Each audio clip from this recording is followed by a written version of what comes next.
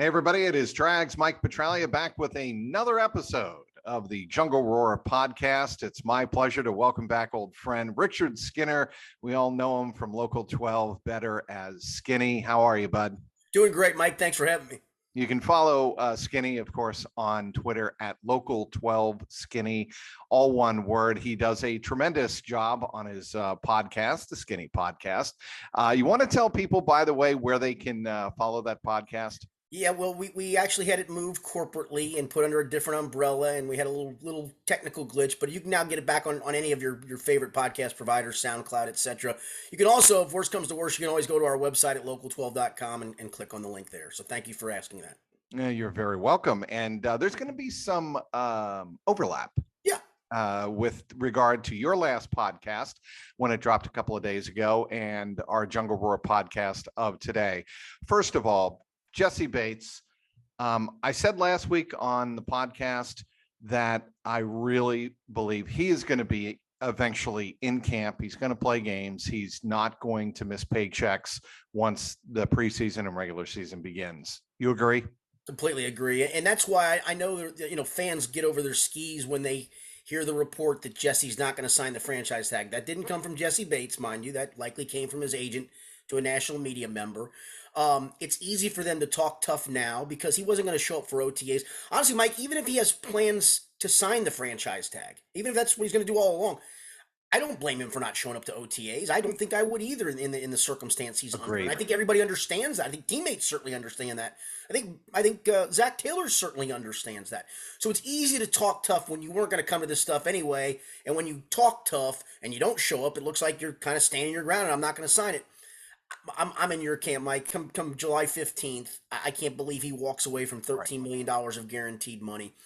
It's not second contract life-changing money, like generational money, but $13 million in 1 year is certainly life-changing money. And I think Jessie Bates understands that. I think he will sign the franchise tag.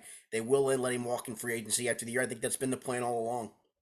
Not only is there money involved, there's the competitive aspect of his career involved, and he has a chance to win a Super Bowl. Let's be very honest. I'm not saying that, getting past the Bills or the Chiefs again, or even the Browns and Ravens and Tennessee or whoever else might rise up and give them a challenge in the AFC. That's not going to be easy, but he has a legit shot with the Bengals, a roster that is only better 1 year later after making Super Bowl 56. And he's not going to give that up that easily. And the other thing that we keep harping on here in the offseason, he loves his teammates and his teammates love him. This is not a situation where it was like with Le'Veon Bell with the Steelers, where if you remember that story, Skinny, and I know you do, there was a lot of animosity in that organization over how Le'Veon and his representatives handled that situation versus how Jessie Bates is being perceived in that Bengals locker room. Yeah, and I think the other part too is, I don't know if let's just play the game that the Bengals let him walk in free agency this year, that they didn't put the franchise tag on him. I don't think he was going to get the top dollar he and his camp wanted from another team either. I just don't. I think he was going to get paid handsomely, but not in that upper stratosphere coming off the year he had. So now go out with the $13 million guaranteed under the franchise tag, have a great season, kind of pony off of, remember last year he talked to us about midway through about, the contract was weighing on his mind. And it seemed like after that, he started to play better. He was great in the postseason for sure. Go out then with $13 million guaranteed, play a great season. Then you're going to get paid from some other team accordingly. And I think that's on the table too. I think if you sit this out, which again, I don't believe he's going to, but if you do, what do you have to hang your hat on if you go to free agency? You're going to get paid okay, but not what you might expect to get if you have another great season.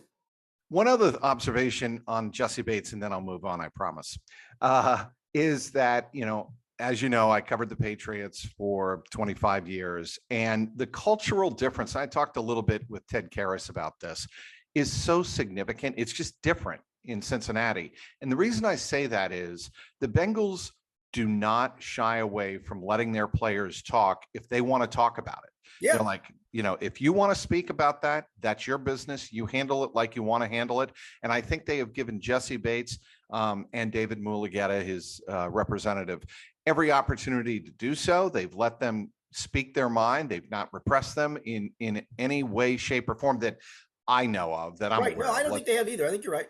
Yeah. And go ahead. Yeah, I was just, Mike, and that's the thing here, that there's nobody at fault, right? Jesse Bates wants to be paid top dollar, and his representative wants to get his client top dollar. Fully understand that.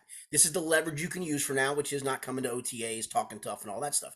The Bengals can't pay everybody. That's the price of becoming good, is you can't pay everybody, and so you have to then put a value on certain position groups, and they don't value position of safety as a top dollar position. Obviously, they drafted for the future because of that.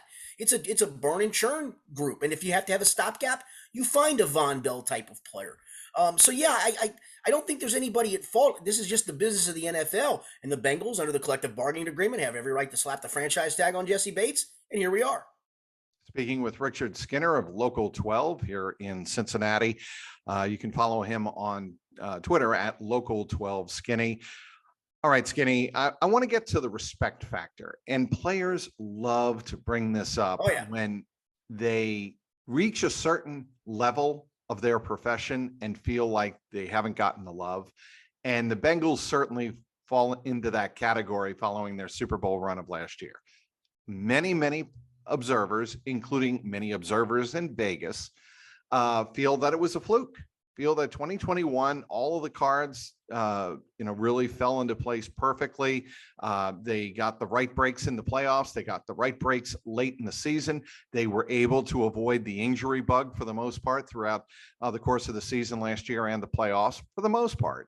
And they are not counted. A lot of the experts and many of the boys and girls in Vegas who lay the odds are not making the Bengals favorites. Not only are they not favorites, they are third down the pecking order in the AFC North. I find that extreme because I don't think the Ravens roster and the Browns roster, as currently constituted, are better than what the Bengals have after improving their offensive line through free agency. Yeah, and for full disclosures, Mike, the margin between team one and team three is really tight. I think the most recent I saw where the Browns were plus 1.7 to 1, the Ravens were plus 2.1, and the Bengals were plus 2.2, give or take. So they're really close, but still they are. Yes, but still, I'm kind of with you. Baltimore's the interesting one for me because they still have a very good roster that disintegrated because of injuries last year. Cleveland's the most interesting one in another regard because, I think coming off the playoff year of 2020, you thought, okay, they finally kind of got over the hump. They found their quarterback. They've got nice pieces in place. They went out in free agency and did some good things. I thought that was a really good roster going into last year, and it just never happened. Some of it due to Baker Mayfield's play, some of it due to Baker Mayfield playing hurt at times. And I think the belief is, right or wrong, that this one guy in Deshaun Watson is going to be the magic elixir. And I don't know if I buy into that either, because we don't know when he's going to play. How effective is he going to be missing a full year of playing, maybe missing a handful of games to start this season and not playing? What does that do to that team? So I'm kind of with you, but I think for the Bengals, it gives them that, and I always hate to talk in these terms, the proverbial chip on the shoulder, right? Yep. And it's a rare place to be, a Super Bowl runner-up that had one glaring weakness that it fixed, at least in theory, tried to fix by signing 3 free agent offensive linemen. So you get a chance to come off of a Super Bowl loss, a close Super Bowl loss, with now a chip on your shoulder of, see, nobody believes in us still. And it's a pretty good place to be, I would think, if you're Zach Taylor and those players. I think it's a great place to be. Going back to the Browns, Skinny, I don't understand why they gave up on Baker so quickly. And it's odd, and we don't know the machinations inside the Browns organization and how that organization, from Kevin Stefanski, the head coach, on down and on up, probably is more apt way of putting it, how they feel about Baker Mayfield, because he, like you said, he played through injury. Granted, it was his left shoulder, his non-throwing shoulder, but he played banged up.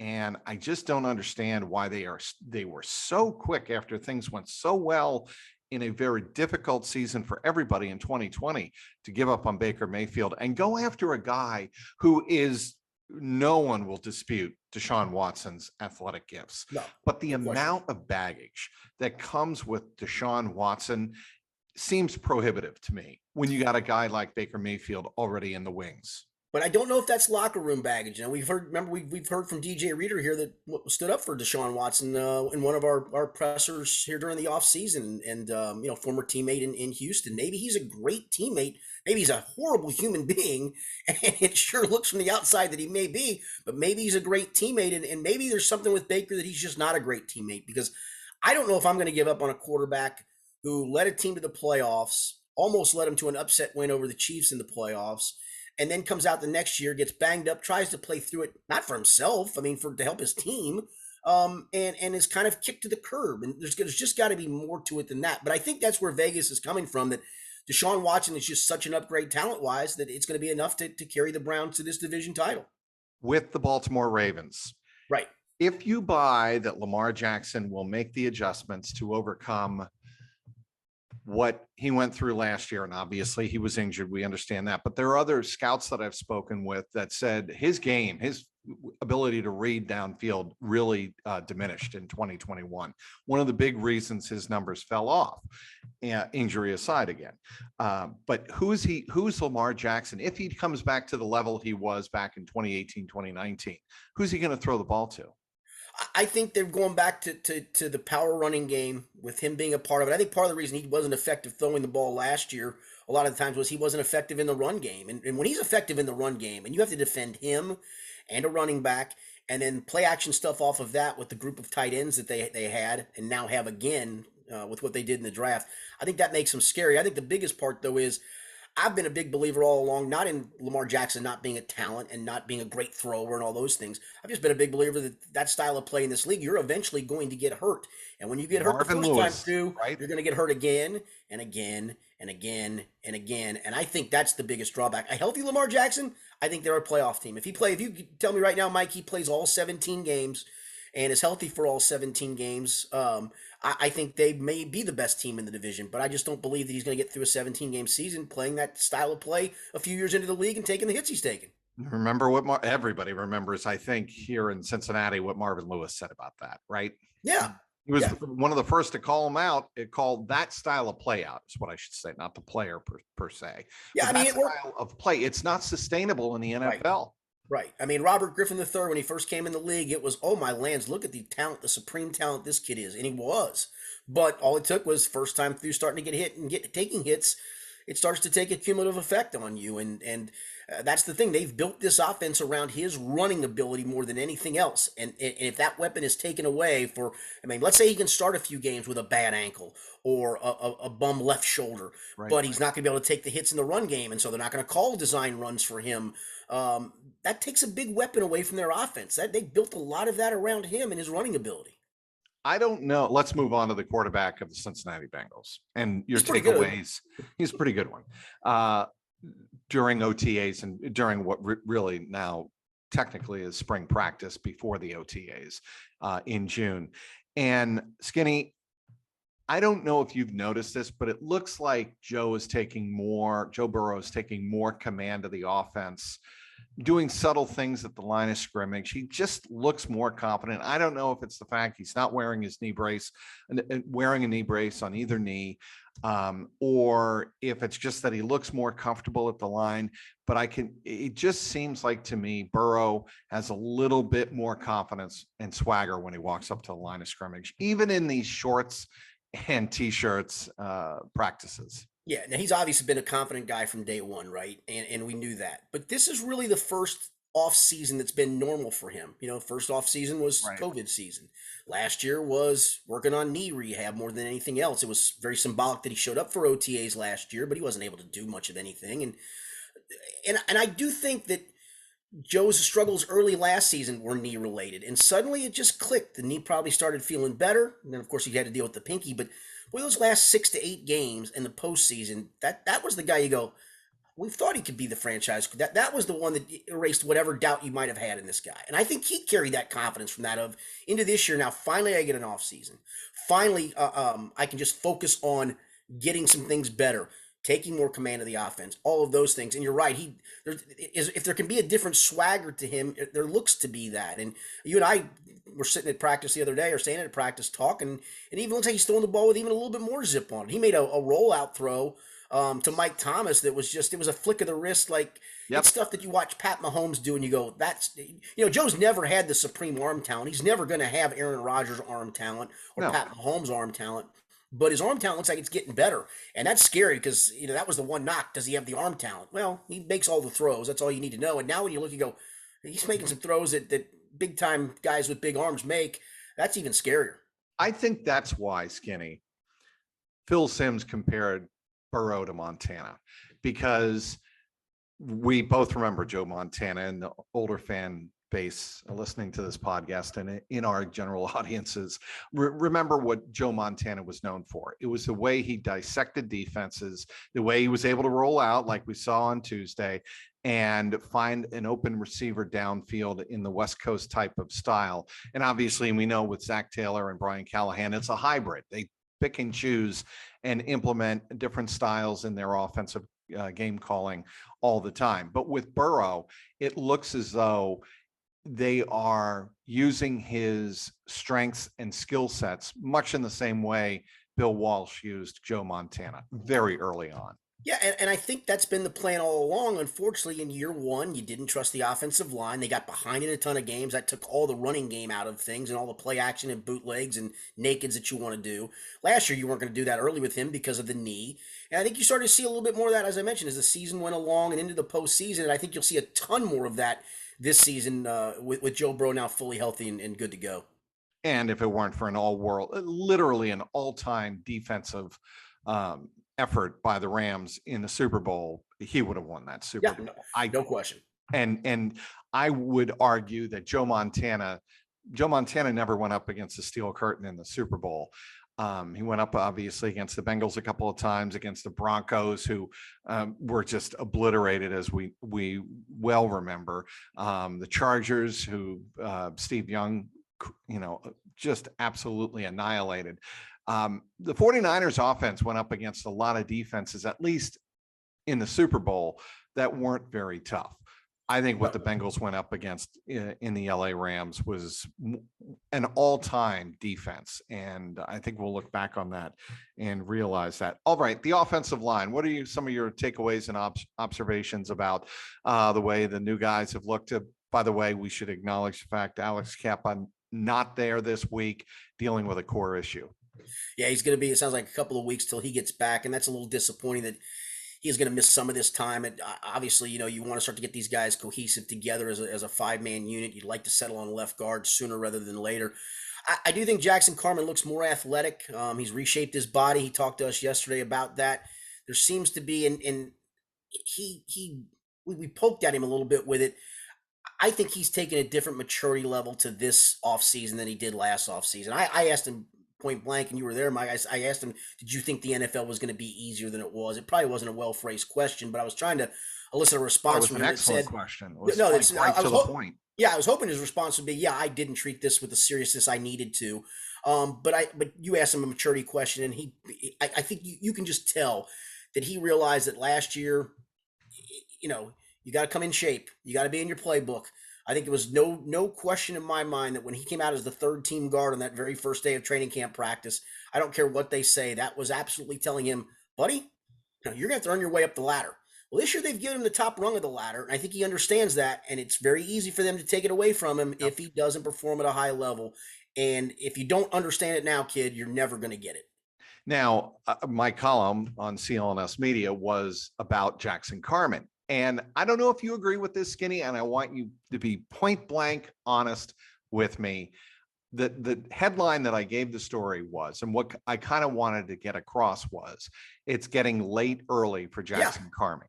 Meaning, this is it, buddy. I know you're only 22, but you have got to wake up. And if you don't get this opportunity right, and you don't give 100, maybe even more than 100% to the job that is in front of you, then that's it with us. I think that's exactly dead on, Mike. And I think that's the Cordell Volson is a draft pick based not on, maybe just the future, but to push him, to say, listen, we drafted a guy we think a lot of, and if you're not ready to play, we'll put this kid in. And we've got other options. Quentin Spain's still hanging out there. If you come to training camp and you're a physical mess and you're not mentally ready and you've put the weight back on and all of those things, and We'll go sign Quentin Spain. He played left guard just fine for us last year. Wasn't great, but certainly better than you. And I think you're right. I think this is kind of a put up or shut up moment. And I think, again, they can talk about open competition all they want. They're plugging him there with the first team right now to say, okay, it's yours. Don't play your way out of it. And I think I asked him that question too. Do you think it's yours to win or lose? And he just said, that's a competition, blah, blah, blah, blah, blah. Right. But I do think there's some symbolism to them saying, here you go. It's yours. Don't lose it. And also, we can't ignore the fact that defector.com story Right. that came out hours before the first round of the draft on April 28th. And, I think it's pretty obvious right now, Skinny, that the Bengals are going with their own 411, if you will, their own research background information that they did on Jackson Carman and are satisfied with it. And if they hadn't been satisfied with it in the last, let's say, 5 weeks since that story broke, they would have taken action. The fact that they have not taken action, I think, is telling them, look, we understand no police report was technically filed. No charges have been filed, I should say. No charges have been filed. There were investigations done by the police. We understand that, but we are going with the information that we have on Jackson and all of the background we did, and we're comfortable with that going forward.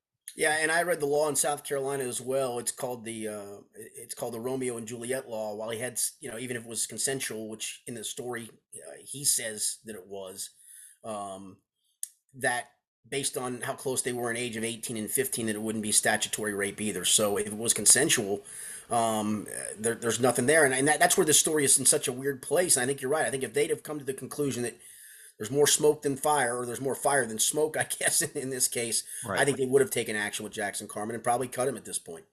I mean, it just adds to the dynamic of his storyline with the Bengals that there really is no margin for error Correct. with Jackson Correct. Carman, and the fact that the Bengals are giving him every opportunity, a local kid from Fairfield High, to prove his value. This is it. Yeah, I agree. I think that's exactly right. And I think if he somehow plays himself out of this role, would he stick on the roster this year? Probably, but I think at that point you're ready to move on from him. So I think this is a good fair. This is literally telling him we want you to win this job. We're giving you this job. Now treat it like the professional you should be. And look, his body looks reshaped. We watch him. They're running plays on air, but he looks athletic to me. He's moving really well.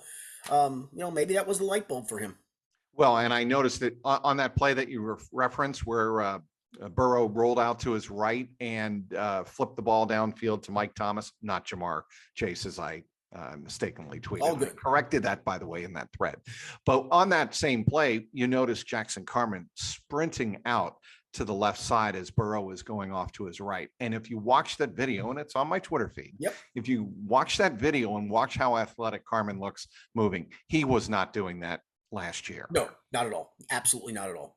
Are you, I'm going to finish up with this. My only concern with the Bengals offensive line is their depth. Yep. And I'm just wondering from the way you read their depth chart, and I've got it right in front of me. Do you think they have enough depth if, let's say, Alex Kappa has to miss time, or if Jackson Carman doesn't work out? Are you convinced that they have enough plug and play bodies who can go in there and still improve upon the effort that was given last year? I don't. I know they like Trey Hill a lot. They're talking nice things about Trey Hill, but if Kappa goes down and Trey Hill has to start 14 games at center, is this a better offensive line? Probably not. You're assuming that Karras moves to guard. Is that what you're assuming? No. I'm sorry. I meant Karras. I mean, if Karras gets hurt, who's the backup? Right. I'm sorry. Yeah. At guard, in theory, Akeem Adeniji is a nice backup guy, but again, we're talking if you have to start extended games, is that going to be a bad thing? And really, at tackle, I think they're razor thin at tackle. Yes.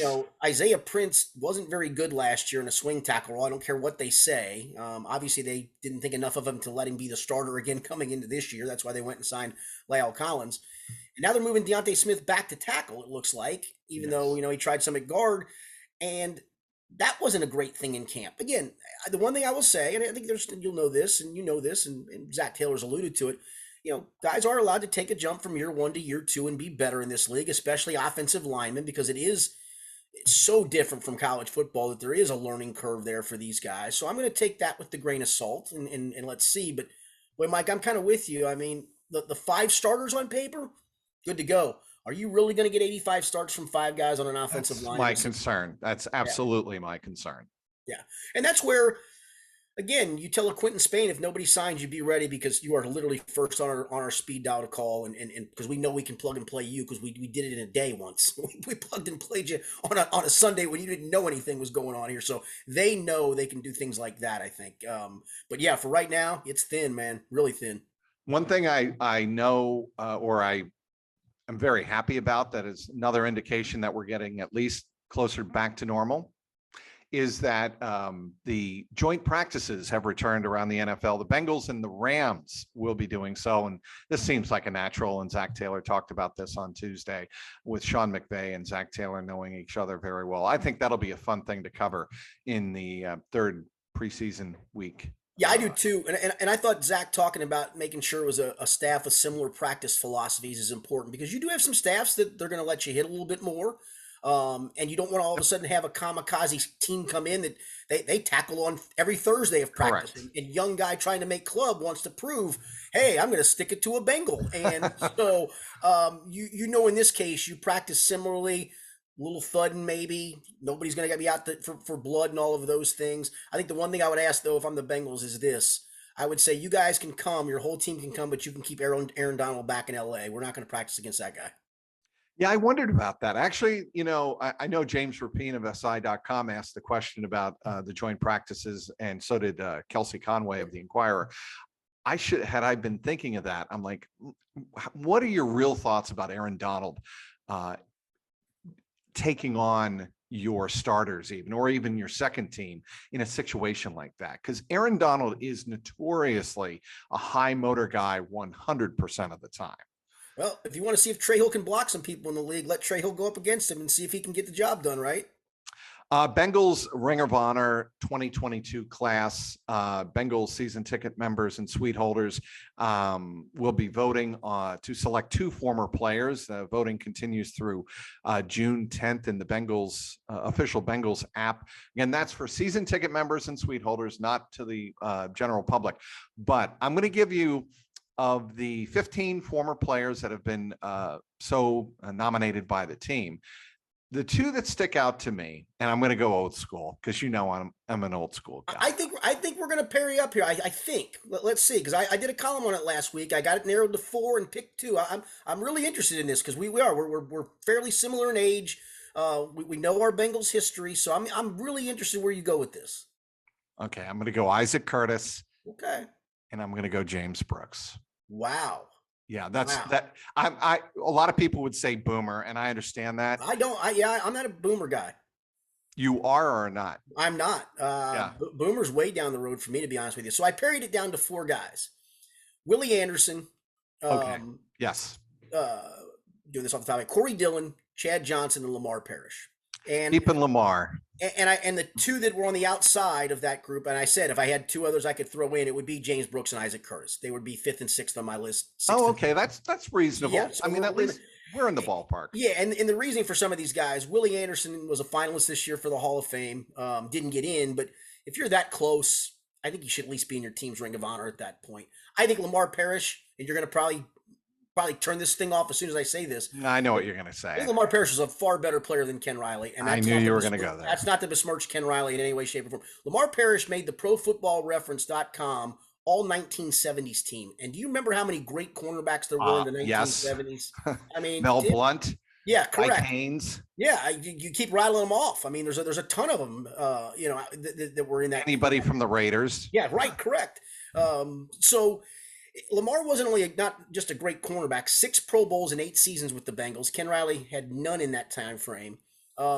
He didn't have the interceptions Ken Riley did because people didn't throw at Lamar Parrish quite as much. The old Sauce Gardner with the Bearcats. Right, that's right. Yeah, you don't intercept Bryant. Because they don't throw your way. Yeah, he made Kobe Bryant a Jim Thorpe winner because they throw Kobe Bryant's way. Now, the other guys got to make plays too, and Ken Riley was obviously very good at that. I don't want this to be a crap on Ken Riley day. No, Riley too. Look, Bengal fans, who we both were growing up, understand this, and I think Bengal fans that watch this podcast and your podcast as well appreciate that this isn't meant in any way, shape, or form to diminish Ken Riley. No. It's to actually expose the career, the great career that Lamar Parrish had. He was superb. And I haven't even gotten to his return skills that you know all about. I mean, he was a kickoff returner for a period of time and a great one. Then he was a great punt returner. He has 13 non-offensive touchdowns, which ranks 5th in NFL history. I didn't know that. Yeah, I mean, the guy was a playmaker. He was, I said this on Twitter, he was Deion Sanders before Deion Sanders. He just didn't have the same showmanship.